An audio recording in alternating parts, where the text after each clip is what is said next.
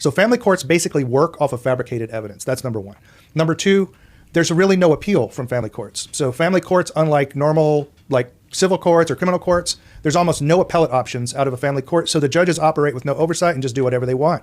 And third, and this is the big one, there are massive federal programs that were instituted in the late 1970s that pay states trillions of dollars to tear families apart. So it's so innocuous when I tell you, be like, this is a great program. But like in Texas, we get 66 cents on the dollar put into the Texas Treasury for every dollar of child support that's paid, right? So the state is now highly incentivized to issue the maximum amount of child support.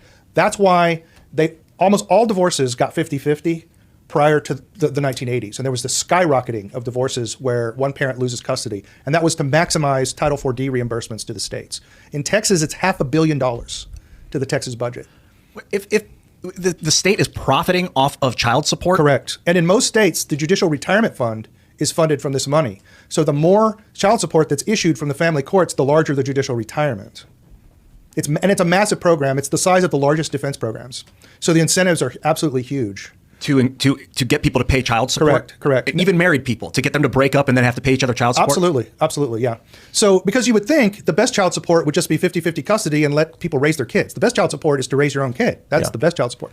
But they don't do that. Most states actually have laws prohibiting the courts from doing that. Texas has a family code in which it's assumed to be in the child's best interest that one parent get 24% of the time.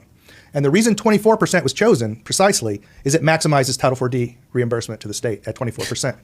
Okay. How's the maximization function? How does it come out at 24%? So it has to do with how the state calculates child support. So Texas has one of the worst child support systems in the state. It doesn't take into account the income of both parents, and it doesn't take into account the amount of time you spend with the child. So there are fathers out there with 49% of the time that are paying maximal child support.